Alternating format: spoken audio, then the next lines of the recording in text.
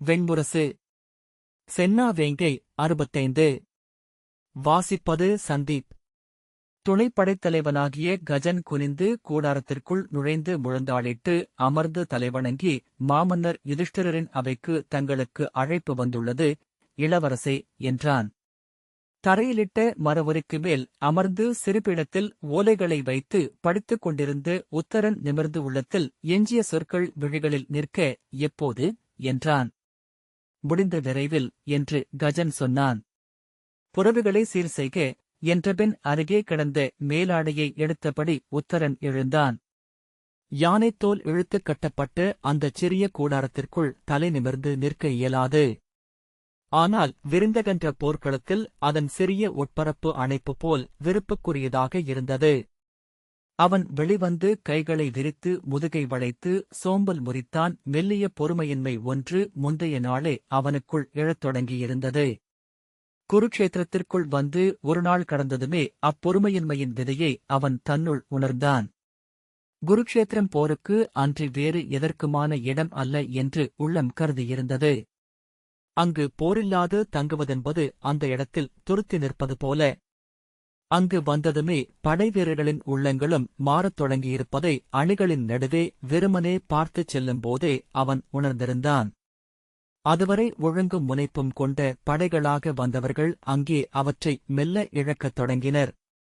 செயற்கையான களியாட்டு உளநிலை ஒன்றை அவர்கள் உருவாக்கிக் கொண்டார்கள். பின்னர் அது அவர்கள் உள்ளத்திற்கே கடந்து சென்றது. அவர்கள் சிறிய குழுக்களாக அமர்ந்து தாயமும் பகடையும் ஆடினர். ஆங்காங்கே ஒருவரையொருவர் உடல் தழுவி மல்லிட்டனர். அவர்களைச் சூழ்ந்திருந்த பிறர் கைதட்டியும் கூச்சலிட்டும் அவர்களை ஊக்கினர். படைப்பயிற்றும் வில்தேர்வும் விளையாட்டுகளாக மாறின. பின்னர் வெறும் விளையாட்டுகளே தொடங்கின. தலைக்கவசங்களை, குடுக்கைகளை பந்துகளாக்கி விளையாடினர். ஓடியும் துரத்தியும் விளையாடுவதற்கான இடம் குறைவாக இருப்பதனால் அதற்குரிய முறைமைகளை அவர்கள் வகுத்துக் கொண்டனர். ஒரு பொருளை உயரத் தூக்கிப் போட்டு அது மண்ணில் வந்தடைவதற்குள் முதலில் பிடிப்பது யார் என்ற விளையாட்டே பெரும்பாலும் நிகழ்ந்தது. கூடாரத்தை விட்டு வெளியே வந்து வெறுமனே செவிகூர்ந்து கேட்கையிலேயே எங்கும் எழுந்து கொண்டிருந்த களியாட்டோசைகளை அறிய முடிந்தது. அது நன்றா தீதா என்று அவனுக்கு தெரியவில்லை. துயரடையாமல் வீரர்கள் நாள்கழிப்பதே நன்று என்று முதலில் தோன்றியது. படைவீரர்கள் அவ்வாறு களியாடுவதே போருக்கு எதிரானதுதான் என்றும் பிறகு தோன்றத் தொடங்கியது. படைகளில் காமமும் உணவின்பமும் உடல் மகிழ்வுகளும் மறுக்கப்படுவதற்கு நிகராகவே இத்தகைய களியாட்டுகளும் மறுக்கப்பட வேண்டுமோ என்று அவன் எண்ணினான். ஆனால் தன் எண்ணங்களை அவையிலெழுந்து சொல்ல அவனால் இயலவில்லை. யுதிஷ்டிரர் அவையில் அவன் எப்போதும் சொல்லற்றவனாகவே இருந்தான். அவையில் ஒவ்வொரு நாளும் பல நாழிகை நேரம் அமைச்சர்களும் படைத்தலைவர்களும் இளைய பாண்டவர்களும் அமர்ந்து படைக்கான செய்திகளை ஓலைகளில் எழுதினார்கள். அவை புறாக்களின் கால்கள் வழியாக படைகளில் சென்று சேர்ந்து கொண்டிருந்தன. அங்கு ஒரு புதிய நகரம் உருவாகி முற்றிலும் புதிய ஆட்சி முறையொன்று எழுவதைப் போல படையை போருக்கென முன்னகர்த்திக் கொண்டு செல்லும் எண்ணமே யுதிஷ்டிரருக்கும் இளைய யாதவருக்கும் இல்லையோ என்ற எண்ணத்தை உத்தரன் அவைகளில் இருக்கும்போது அடைந்தான். ஆனால்தான் எந்தப் பெரும் போரையும் கண்டவனல்ல என்பதனால் எதையும் சொல்லலாகாது என்று அவனுக்கு தோன்றியது. படைகளுக்குள் முறைமைச் சொற்களையும் அவை அடங்கல்களையும் முற்றாக தவிர்க்க வேண்டுமென்ற நெறி இருந்தது. கூடுமானவரை குறைந்த சொற்களில் நேரடியான செய்தியை சொல்ல வேண்டுமென்றும் உரைக்கும் முதற்சொல்லே மையச் செய்தியாக இருக்க வேண்டும் என்றும் படைத்தலைவர் கூறினார். ஆனால் அப்போதும் அரசகுடியினர் தங்கள் நாபென்ற முறைமைச் சொற்களை உரைத்தபடித்தான் இருந்தார்கள். முறைமைச் சொற்கள்தான் உத்தரனுக்கு எப்போதும் கடினமாக இருந்தன. விராடபுரியில் முறைமைச் சொற்கள் மிகக் குறைவு. தங்களை க்ஷத்திரியர்களாக்கிக் கொள்ளும் பொருட்டு சூதர்களையும் கவிஞர்களையும் வரவழைத்து அவர்கள் முறைமைச் சொற்களை கற்றுக்கொண்டார்கள். அவைகளில் முன்னரே பயிற்சி எடுத்துக்கொண்டு பேசும்போது மட்டுமே அவற்றை கையாள முடிந்தது. பிற தருணங்களில் அவை இயல்பாக மறந்து போய்விடும். ஆகவே பாண்டவர்களின் அவைக்கு வந்த பிறகு அங்கு மீள மீள இயல்பாக நிகழ்ந்த முறைமைச் சொல்லாடல் உத்தரனை அஞ்ச வைத்தது. அதுவே பெரும்பாலும் நாவை அடக்கியே வைக்கச் செய்தது. முறைமைச் சொற்களிலிருந்து விடுதலை என்பதே படைக்கு வந்தபின் அவன் அடைந்த முதல் அறிதல். ஆனால் முறைமைச் சொற்கள் என்பவை ஒரு தருணத்தை முன்னரே வகுத்து வைத்திருக்கும் இயல்புக்குள் கொண்டு சென்று சேர்ப்பவை. ஒவ்வொரு பொது தருணத்தையும் அவை பழகிய நடிப்பு என்றாக்கி கையாள்வதற்கு எளிதாகவும் சிக்கலற்றதாகவும் மாற்றிவிடுகின்றன. முறைமைச் சொற்கள் இல்லாதபோது புதிய எண்ணங்களையும் முன்பிலா தருணங்களையும் மொழியில் எதிர்கொள்வது கடினமாக இருந்தது. ஒவ்வொன்றுக்கும் உரிய சரியான சொற்றொடர்களைத் தேடி அமைத்துக் கொள்வதற்குள் அத்தருணம் நிகழ்ந்து கடந்தது. உத்தரன் படைகளுக்குள் வந்தபின் உள்ளோர சொற்களுக்கு தவித்தவனாகவே இருந்தான். அந்தத் தவிப்பு அவன் முகத்திலும் உடல் அசைவுகளிலும் எப்போதும் வெளிப்பட்டது. பலமுறை சகதேவன் அவன் தோளில் கை வைத்து, பதற்றம் கொள்ளாதீர் விராடரே, இது ஒன்றும் மனத்தன்னேற்பு அல்ல, வெறும் போர்தான் என்று சொன்னான். உத்தரன் பிற அனைத்தையும் விட நகையாடலுக்கே மேலும் பதற்றமடைந்தான். ஒருவர் நகையாடுகிறார் என்று புரிந்து கொள்ளவே சற்று பிந்தியது. அதற்கு நகைக்கலாமா, எதிர்நகைச்சொல் எடுக்கலாமா, அன்றி பணிவை மட்டுமே காட்ட வேண்டுமா என்று குழம்பி அத்தருணத்தில் அவன் உறைந்த முகத்துடன் நின்றான். கஜன் புரவிகளை கொண்டு வந்து நிறுத்தினான். அவற்றில் ஏறிக்கொண்டதும் இருவரும் படையணிகளினிடையே இருந்த பாதையினூடாக விரைந்த அடிகளில் சென்றனர். படைப்பிரிவுகள் அணிமாறாமலேயே கலைந்திருப்பதை அவன் கண்டான். நிறையாக நட்ட நாற்றுகள் காற்றில் கலைந்து கொந்தளிப்பது போல என்று அவனுக்கு தோன்றியது. கஜனிடம், எங்கும் இக்கொண்டாட்டம்தானா என்றான். ஆம் இளவரசே, மிகச் செறிவாகவும் முற்றொழுங்குடனும் வகுக்கப்பட்டுள்ள பாஞ்சால படைகளிலேயே வாட்களை தூக்கி வீசி கீழே நின்று நெஞ்சு காட்டி விளையாடும் போட்டிதான் நடந்து கொண்டிருக்கிறது என்றான் கஜன். உத்தரன் திரும்பி நோக்க, ஆம், வாள் மிகச் சரியாக இரு கைகளுக்கும் நடுவே வரவேண்டும். அக்குளால் அழுத்திப் பற்றிக் கொள்ள வேண்டும். சற்று பிந்தினாலும் அது நெஞ்சில் பாய்ந்து உயிர் குடிக்கும். 2 நாட்களில் 80 பேருக்கு மேல் உயிர் துறந்து விட்டார்கள் என்றான். திருஷ்டத்யும்னர் அவ்வாடலை தடை செய்து ஏதும் சொல்லவில்லையா என்று உத்தரன் கேட்டான். இத்தருணத்தில் படைகளுக்கு எந்த முற்றாணையையும் அளிக்க இயலாது என்கிறார்கள். இவ்விளையாட்டு அரசாணையால் தடை செய்யப்பட்டுள்ளது. ஆனால் அவ்வாணையை கீழ்நிலை வரை கொண்டு செல்ல முடியாது என்றான் கஜன். மெய்தான். ஆணையிடும் உரிமையை அவை நமக்கு அளிக்கின்றன. அதற்கு மாறாக நாம் சில உரிமைகளை அளிக்கிறோம். தொடர்ந்து ஒரு சொல்லொப்பு மொழியிலாது இங்கு நிகழ்ந்து கொண்டிருக்கிறது. அதன் அடிப்படையிலேயே நாம் தலைவர்களாகவும் அவர்கள் படைகளாகவும் நீடிக்கின்றோம் என்று உத்தரன் சொன்னான். படைகளை நோக்கியபடியே சென்று உத்தரன், விந்தைதான், படை என திரண்டு வந்தவர்கள் ஏன் இதை செய்கிறார்கள்? பயின்றவர்கள். தன் குடிக்கு புகழும் தன் நாட்டுக்கு பெருமையும் தனக்கு வெற்றிச் சிறப்பும் விழைந்து எழுந்தவர்கள் என்றான். நான் அதை மூத்த வீரர் ஒருவரிடம் பேசினேன். இங்கு இறப்பு பொருளற்றதாக ஆகிவிடுகிறது என்று அவர் சொன்னார். பிறந்த கணம் முதல் இறப்பு பொருளற்றதாகும் தருணம் இது ஒன்றே. அது பெரும் விடுதலை. அதை கொண்டாடுகிறார்கள் என்றான் கஜன். அவர்கள் யுதிஷ்டிரரின் மையப்படையே சென்றடைந்தனர். யதேயன் தலைவணங்கி, ஏற்கனவே அவை கூடியிருக்கிறது விராடரே.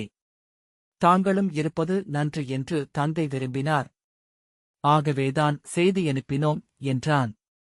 உத்தரன் விழிகளில் தெரிந்த வினாவைக் கண்டு, அரசர்கள் மட்டும் கலந்து கொள்ளும் அவை இது.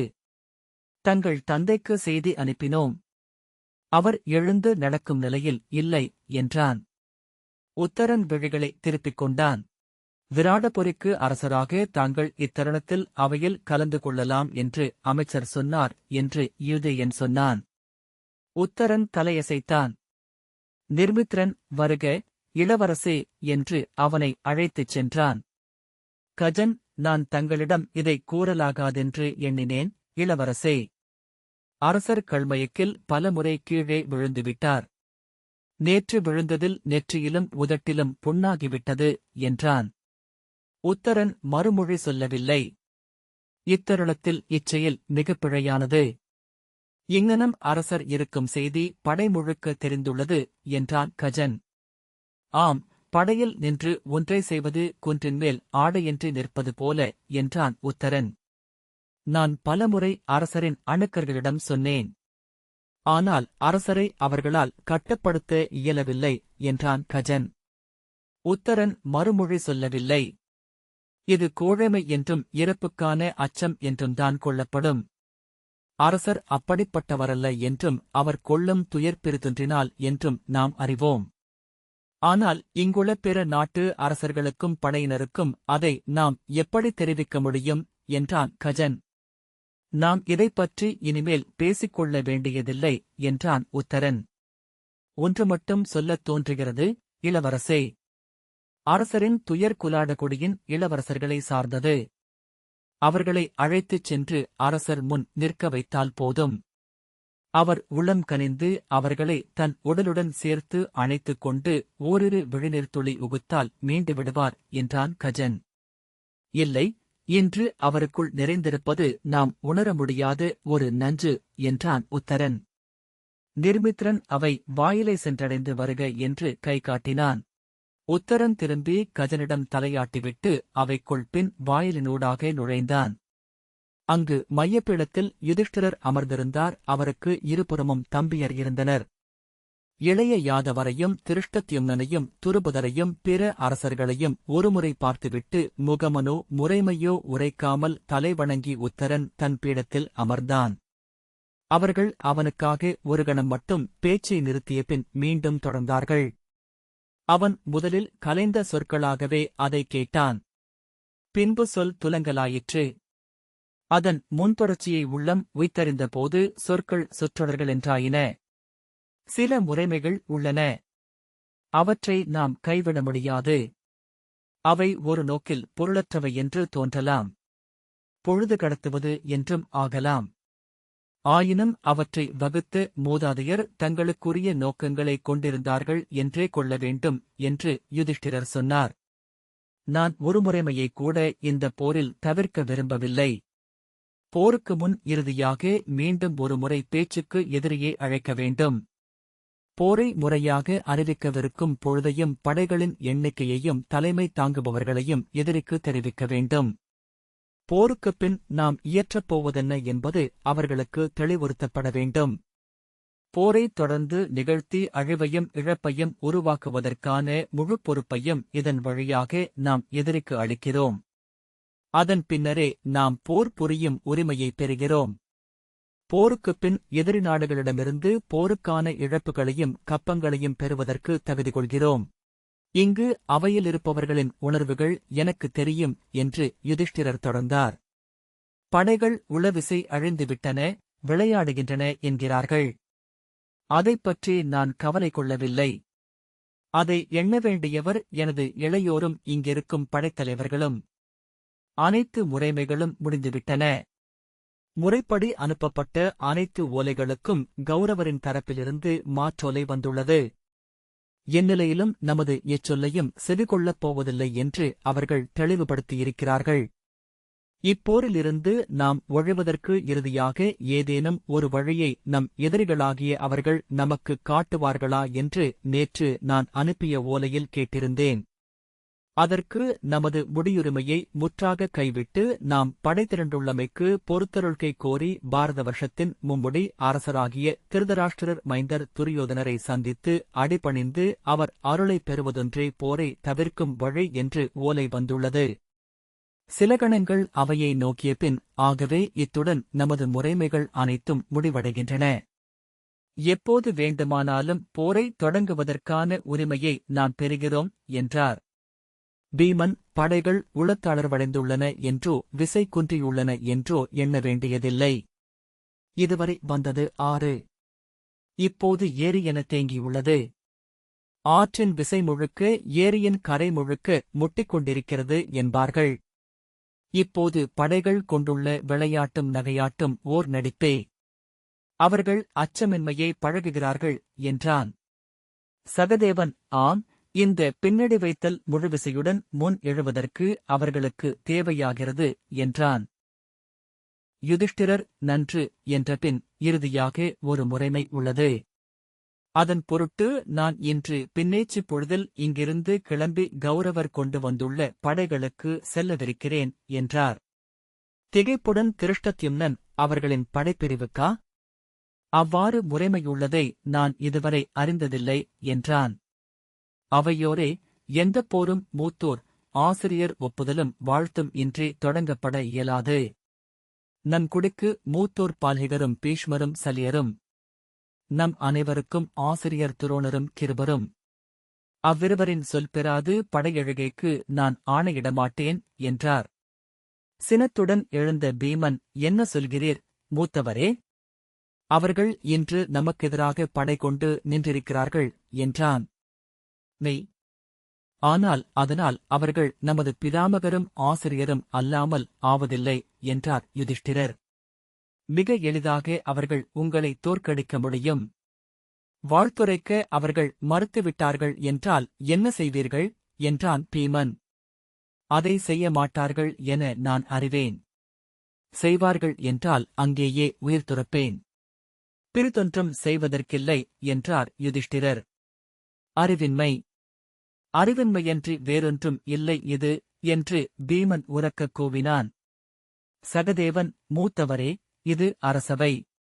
தாங்கள் அரசரின் குடி மட்டுமே என்று கூறிய குரலில் கூற பீமன் கையசைத்து அவனை விலக்கி அவையிலிருந்து வெளியே செல்லும் பொருட்டு திரும்பினான்.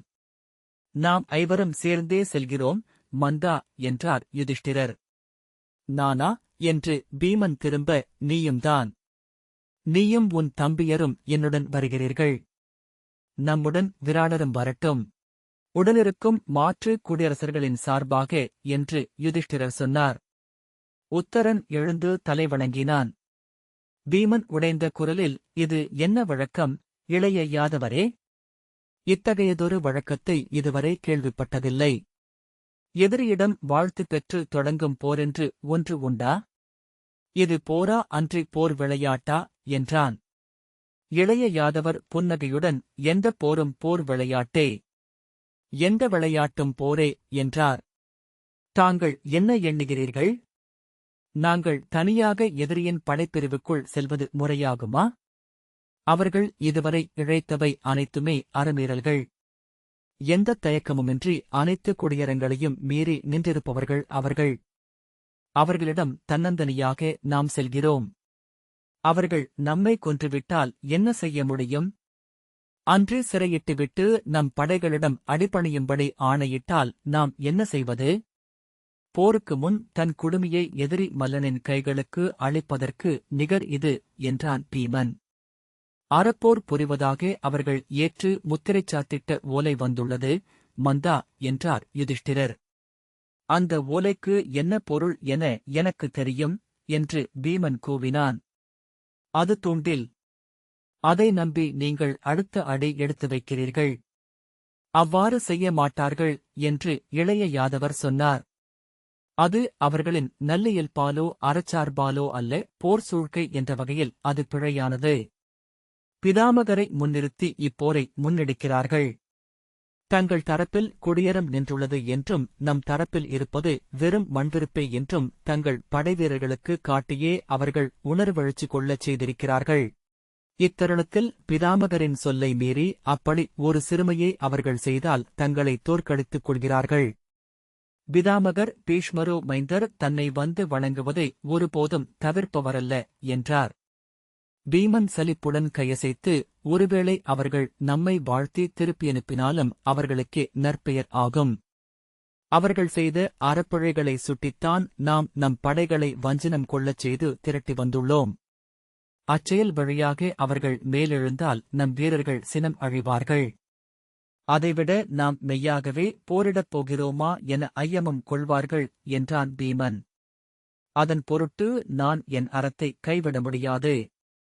என் மூத்தாரும் ஆசிரியரும் வாழ்த்தாமல் இப்போர் நிகழாது என்றார் யுதிஷ்டிரர். அத்துடன் நாம் நமக்கே ஒரு ஆணையை பிறப்பித்துக் கொள்கிறோம். இங்கு நாம் போர் புரிவது அறத்துக்காக. குடியரமும் பேரறமும் நம்முடன் நின்றிருக்க வேண்டும். சிறு அறமீறலை இயற்றி நாம் அவற்றை நம்மிடமிருந்து அகற்றிவிடலாகாது. பீமன் பெருமூச்சு விட்டு, அவையின் முடிவு அதுவென்றால் நான் ஒன்றும் கூறுவதற்கில்லை என்றான். யுதிஷ்டிரர், நாம் ஒரு நாழிகைக்குள் கிளம்ப வேண்டும். ஆவன செய்க என்றார். சுரேசர் அவ்வண்ணமே அரசே என தலைவணங்கினார். கொம்போசை எழுந்து அரசர் வருவதை அறிவிக்க யுதிஷ்டிரர் எளிய வெண்ணிற ஆடை அணிந்து அணியேதும் இல்லாமல் தன் பாடி வீட்டிலிருந்து வெளியே வந்தார். வெளியே காத்து நின்றிருந்த இளையோரும் உத்தரனும் தலைவணங்கினர். அவருடன் வந்த சுரேசர் அளித்த மலர்க்குடலையை மட்டும் கையில் வாங்கிக் கொண்டார். அவரது வலப்புறம் பீமனும் இடப்புறம் அர்ஜுனனும் பின்னால் நகுலனும் சகதேவனும் நடந்தனர். நகுலன் திரும்பிப் பார்த்து, வருக விராடரே என்றழைத்து தன்னருகே சேர்த்துக் கொண்டான். உத்தரன் அவர்களைப் போல் சீரடி வைத்து நடந்தான். அவர்கள் பாடி வீட்டிலிருந்து நடந்து அணிகளின் நடுவே இருந்த பாதையினூடாக சென்றபோது இருபுறமும் இருந்த படைகள் கல்லென உறைந்த ஏரிப்பரப்பு போல் அசைவிலா அலையுடன் நின்றிருந்தனர். பல்லாயிரம் விழிகள் தங்கள் மேல் தொட்டுத் தொடர்வதை உத்தரன் உணர்ந்தான். முதலில் அவன் கால்களில் தயக்கம் இருந்தது. ஆனால் சற்று நேரத்திற்குப் பின் மெல்லிய பெருமிதமொன்று தோன்றியது. அத்தனை நோக்குகளும் தன்மேல் படிந்திருப்பது அத்தருணத்தின் முதன்மை என உணர்ந்தான்.